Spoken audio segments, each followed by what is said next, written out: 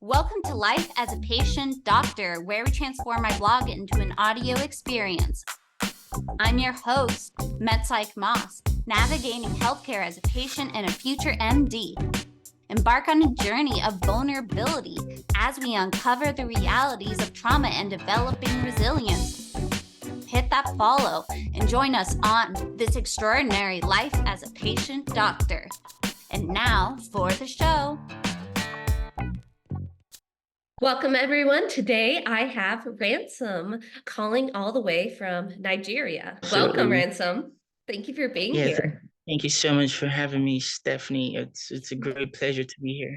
It was great meeting you. And we actually met, I believe, on Instagram. So it's really great to hear from individuals from all across the world. And I would love to hear a little bit of your perspective in medicine and how you've got to where you are today.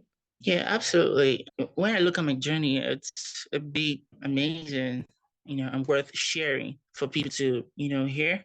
When you talk about my journey thus far, when I was little, I wanted to be medical doctor, something like that. But as I was growing, I took a couple of exams to enter into med school, and I wasn't granted the admission to go into medicine, to study medicine. So I was given another option to go into radiography. According to my studies, I hated that course, right? Radiography. But my mom just told me, hey, you can just go for it. I did my first year, did my second year. I started falling in love with radiography, the word of radiography and everything. Without radiographers or radiologists out there, I don't believe that the healthcare will be where they are right now, because there's difference in the healthcare phases right now, because the radiologists or the radiographers are the forefront in terms of the healthcare, whatever, in terms of medicine and everything. So I started falling in love with radiography line, and I'm a very good researcher. I did a whole lot of researches, and I noticed that radiographers are really valuable. My passion to study medicine was still, right, because done with radiography. I would love to work for like 3 to 5 years, work, get some money and everything. I'm going to go back to med school, to do an upper level, which is radiology and under, medicine. My journey has been worth sharing, and I'm so happy that I'm here now, regardless of my environment, because studying med school in my country, Nigeria, is really stressful. It's a whole nother level. Like, Africans medical school is a terrible place to live, man, and to study. But regardless of everything, I'll just have to keep pushing, regardless of anything, obstacles and downfalls I'm facing. So yeah, I thank you for everything. I really thank you for everything. I love that. I love hearing your story. And especially, it's so important to know that there's other paths besides being a doctor. And I remember when I was a pre-med, I was also very set, like, only a doctor, only a doctor, only a doctor. And it was only when I took a step behind, it was like, oh, wait, it's not just a doctor. There are nurses, there are technicians. There's so many important pieces in medicine to help others. I'm so glad to hear that, even though it sounds like it was very painful and hard to not be able to achieve that moment in time, that acceptance, but you were able to find peace and find a passion where you landed. Could you talk a little bit about what your program looks like? Tell me a little bit about that specific program that you're in. Talk about radiography and radiology, they're different. Yeah, I would say in layman's understanding, radiologists are the doctorate aspect of radiography. What do I mean by that? Radiographers are not medical doctors. They are just radiation scientists or radiation technicians. They're not medical doctors. Radiologists are the medical doctors. In my country, we don't do radiology as a course. We do radiography, and it's a 5-year course in all med school in Nigeria. It's a 5-year course. I'm my third year right now. So once you're done with your 5-year course, you're gonna do something they call internship. And once you're done with your internship, you're gonna do what is called NYSC. NYSC in my country talks about National Youth Service, serving your country for 1 year. The government is gonna post you to different states, depending on your application. And after that, you're free to work, licensed to work as a radiographer. So if you want to furthermore, In radiography, there are different types of specialties. Major in MR scan, major in ultrasonography for ultrasound, computed tomography. You want to measure in DTR, digital radiography, but I want to specialize in CT, computed tomography, because it's a new technology. Computed tomography wasn't in existence 2 years ago, but it's a new technology that is coming into Africa, and people don't really have a clue about what CT is all about. So I'm going to specialize in that CT. Once I'm done with studying, once I specialize in that CT, I would love to work for like 3 to 5 years, and then if you want to do your masters, if you want to do your PhD, you can go for that. But I'm not going to do masters. I'm not going to do PhD, any of that. I have to go back to med school because I want to be a radiologist, not a radiographer. I don't want to just be a radiation scientist. I want you to call me, whenever you call my name Ransom, I want you to add that, that title, Dr. Ransom. I love that title. It gives me very much happiness. So yeah, I'm gonna go back to med school, and do an MBBS, which is a medicine degree under radiology. I'm gonna be a licensed radiologist in the future. Yeah. Amazing. I love your passion. That's so important to keep following your dream and to not give up because everyone's journey is so different. And I think that's one of the major reasons I started this podcast is to hear everyone's journey because not everyone's path is linear or perfect to one. And so I love hearing your story. Is there any other challenges or triumphs that you've had throughout your journey? I know you were also making your own podcast. You want to talk about that a little bit? Yeah. Apart from my medical studies, also a proficient medical writer. I do a lot of writings on medical articles, medical journals for publications, white paper writings, research projects, medical blog content, medical education for a couple of personal clients and a couple of healthcare and pharmaceutical companies around the globe. So there are challenges, of course, I'm facing or have faced in the past. I'm my third year, so my first year, second year, and third year is a whole another level. Like I said, in my country, Nigeria, education is not really paramount to it.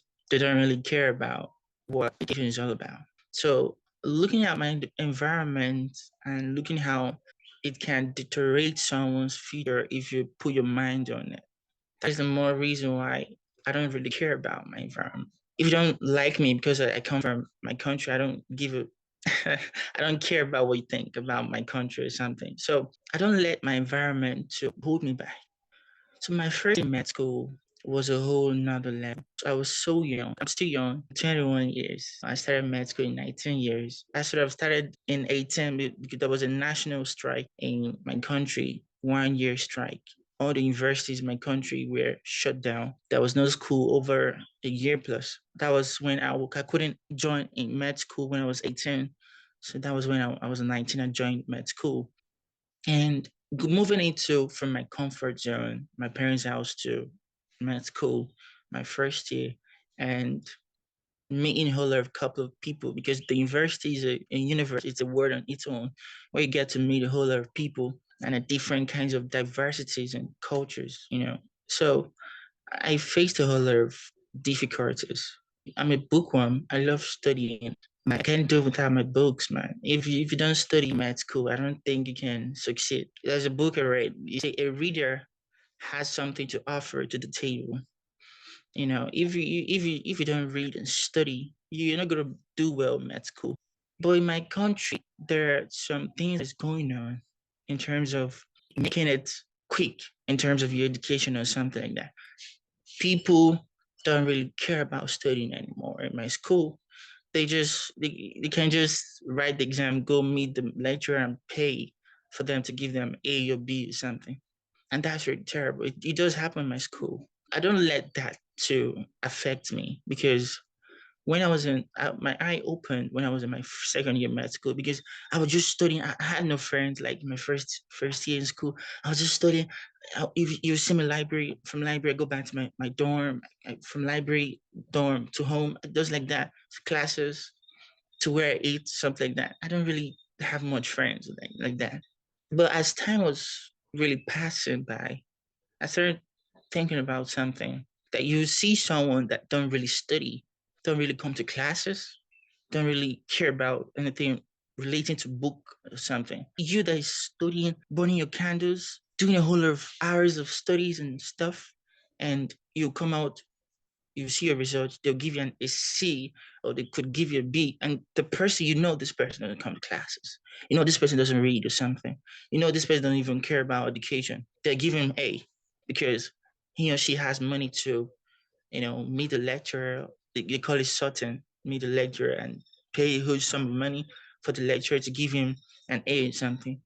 So with all this happening in my school, because that's Nigerian system for you, you're not that familiar with my Nigerian educational system. So this is what is like a hint of what is happening in my Nigerian schools right now. But I don't really care about what those things are happening. I've never sorted, I've never done anything about, hey, give me an A or give me a B. I don't care about those things. So that's why I care about the knowledge of what I'm doing. Because if to some extent the grades don't really define you. If I study and write for an exam, you give me a C, or you give me a B, or you give me a D, I don't really care. Once I've passed the course and I still know that course, if you call me out, Ransom, hey, defend this course, I could defend it. As far as I know that course, as far as it's still stuck inside of me after the knowledge and not about the grades. I study just to know the knowledge because the educational system in my country is messed up. The government is really working hard towards it, but they should really work more harder to get the educational system in my country a better place to live. So that's why I've changed my narrative because when I was in my first year, I was after grades. Give me if I don't get an A, I've lost. I'm a failure. If I don't get a B, but looking at all those restaurants happening in my country, educational system, chasing after the knowledge. So every kind of doing is not about to pass exams because to pass exams in my country is now if you don't have money to meet the lecturer to sort or pay for him or her to give you an A, you're wasting your time. So I'm going to just try my best to study, get the knowledge so that whenever you call me on to talk, when you hear me talk, you know that this person is a reader. This person knows what he wants. Because as I'm doing a medical course, lives are in my hands, right? A lot of people's life are in my hands. So if I don't take precautions in my studies, if I don't know what I'm doing, I'll kill a lot of people. Because, we use radiation in terms of curing cancers and everything, radiography. And so there are amounts of radiation that are needed in the patient. So if I don't know all those things, if I don't study, if I don't do my research, do the necessary thing to know that, I will give an overdose of radiation to the patient. And that can kill the patient. And that's terrible. And I hear a lot of that thing in my country. And I don't want that to happen. I don't want to kill someone by my hands. So I want patients to believe in me, to treat them. So that's why I chase knowledge, not about the grades. So I started out a podcast because of my work as a medical writer, because medical writing has really helped me, to also pay my bills in med school and also help my parents. I started monetizing my writing when I was my first year in med school. And that was when they paid me $45 to write a medical blog content then 2020 December around 17th or something. When I was done my first semester exams or something. So I was like a big boy then. That was my first international payment I received as a medical writer. That's So huge. yeah, having a podcast like on YouTube was like during my project defense.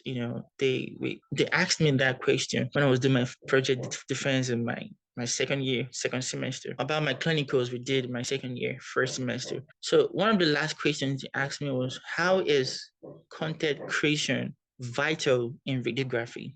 I just started my YouTube 4 months ago. So they asked me that question. I answered it correctly, but not to the extent the supervisor wanted. So when I went back home, I really thought about that. Right. So YouTube is also an amazing place too, because a lot of they get millions and millions of views, people, moving to YouTube or something. And also during my studies in medical education, And I noticed that people are not that paramount in terms of health related basis because, the social media, there are some crazy news about health. People get fake news and not tangible news out there. So that's why I wanted to use it for a means to an end. My topics and talk about my YouTube channel is just two things. People wanting to dive into medical writing, as a medical student, and people wanting to hear things about healthcare, medical content in general, for people to get familiar with things relating to medical talks. So I believe I'm doing a great job in hitting those pain points for the audience to get enlightened about what is really going on. So yeah, I have a couple of contents coming up. So get ready for me. Yeah. I love it. You touched on so many things. You talked about the social economic just challenge of being in medicine. I didn't know that in your country that you can pay to get a better grade. That's really sad. And it's interesting because even though it's not as specific in medicine here in the United States, there is definitely a lot of classism and individuals who have more money, who come from money, or family members who are in medicine themselves can connect them to other doctors and get them into the better schools, get them into the better internships, or be able to pay for resources to study for the exams or tutoring that individuals that do not have that financial resources. So it's interesting that how money can really cloud medicine throughout the country. But I'm really glad that you've recognized it, but that doesn't discourage you. That just means that you, like you said, you've changed your mindset to be, well, I'm going to do the best I can do. I'm going to keep reading. I'm going to show the professors that I know the material. That's what guides you, is the knowledge to be able to help patients, because you know that it can really have a detrimental effect if we don't know the medicine, if we don't put the patients a priority. And I think that's so important as we're struggling through medicine, no matter what level or what specialty we are in, is that we remind ourselves that this knowledge is to help others and we want to prioritize them first. Can you tell me a little bit about your own experience in your family or yourself that's been able to give you a different perspective in patient care from a non-medical perspective? Do you have anything like that that you would like to share? Sure, definitely. Before I go into your question, there is a book I read about Tim Guthrie. He's a surgeon in the United States. He mentioned that your grades are only useful in the university system. The patients you treat don't really care about your grades. They just care about what you can offer to the table. So that's a little of piece of advice out there. So yeah, my mom, I don't really use a whole lot of medical terminologies, so that the audience will get used to what I'm talking about. So my mom really faced a terrible illness earlier this year, where she suffered about on something relating to umbilical cord cancer. Because I don't want to use a big medical terminology, so I'll just use a layman's understanding for the audience to, grab something. So my mom suffered about umbilical cord cancer that almost took my mom's life. And that was really terrible. And I'm really happy that she survived it, because she did a whole lot of operations. And I was studying then, I was going to school. I had to shift my narrative to my mom because my mom has backbone in everything I do. She has been a great supporting system. I can give her the word. She had a stolen the umbilical cord, and that formated to cancers. I was alongside my brothers and family, shift my mom to different places for surgery and everything. So when I get in touch with the medical professionals that are done with the surgery and everything, I can learn something from them. What it told me really reflected to what my former lecturer that left the school. When you talk about the healthcare system in Nigeria, like for instance, the general sense, you're a medical doctor, that's fine. You're a medical professional, that's fine. But when you talk about the healthcare setting, the patient is the king. All the things that happens in the hospital is for the patient. The patient is the king. Everything you do is for the patient. All the time, all the shift, your time, everything is for the patient. That condition my mom faced made me understand that you have to focus on the necessary things. Because one thing about me is I'm really focused. If I'm focused on something, you can't change my mindset.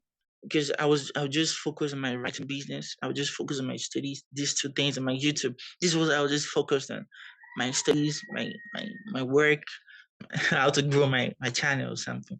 I wasn't really focused about what's happening back home. And that really changed my narratives. Like I was giving attention to my parents though. I was going for errands and something. I'll come from school, come to their house from all the way to help them some chores and everything. My mom's suffering from that. All the hospital settings she went, I was there with her because that is what I'm going into. So I need to be everywhere she goes. So and she did an ultrasound. She met a radiographer. His name is I could remember um Dr. Victor. Is that's his name. He's an ultrasonographer. That did an ultrasound scan on my mom.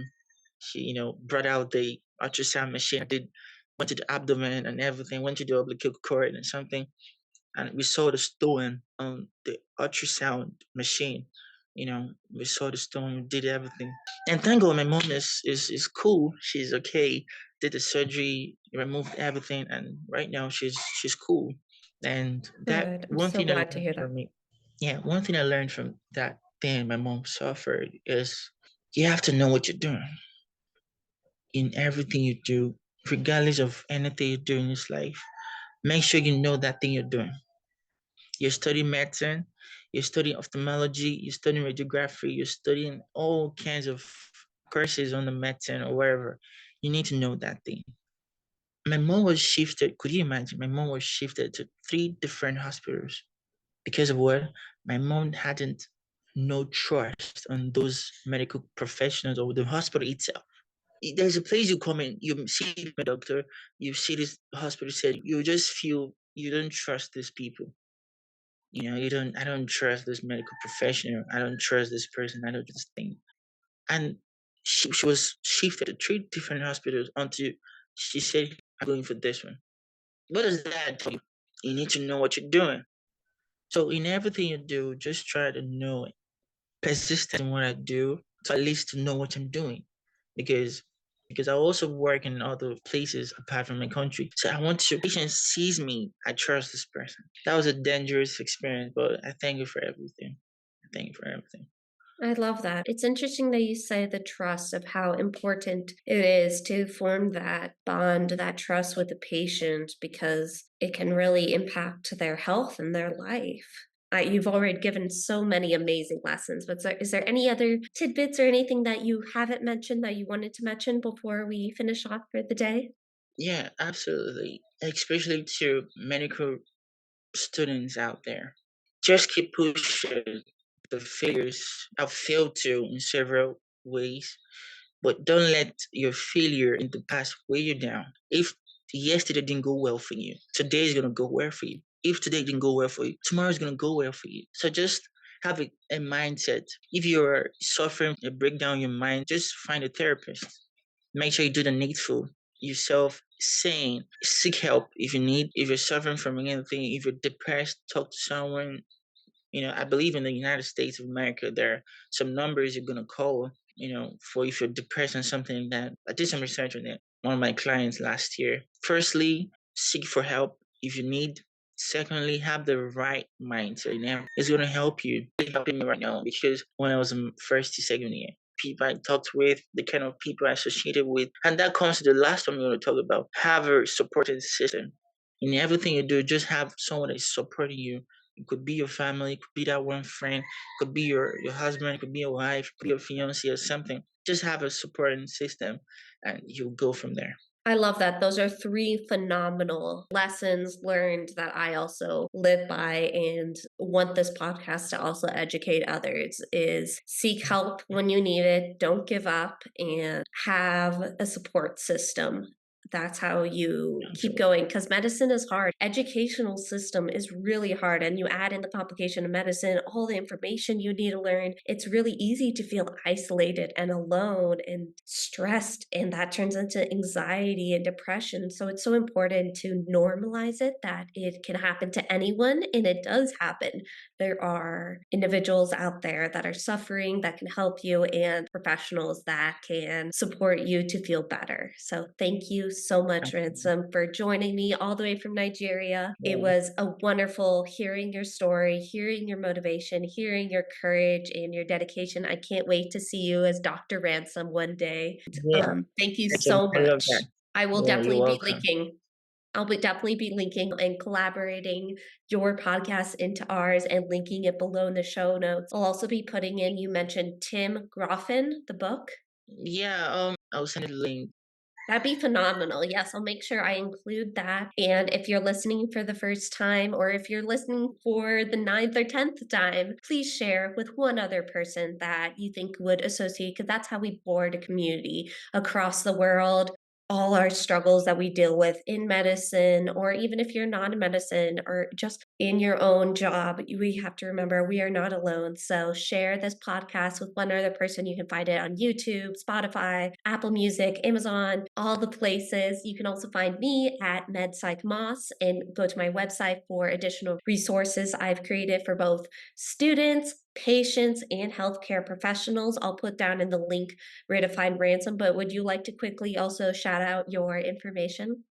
Like you all know, I'm a medical student, my third year, studying radiography. And apart from my medical studies, I'm also a proficient medical writer. I do a lot of writings on medical articles, medical blog content, research or scientific-based content, white paper writing, M2 writing project. Just if you need any help, reach out to me. I'm there for you. And also I have a YouTube channel, just Ransom and Yema, my name. It's a channel that talks about two things relating to freelance medical writing. If you want to be a medical writer, there are some people, top medical writers, freelancers I invite to come talk about some questions that are really interrogative to the audience to get clarity on. I also talk about things relating to medical content.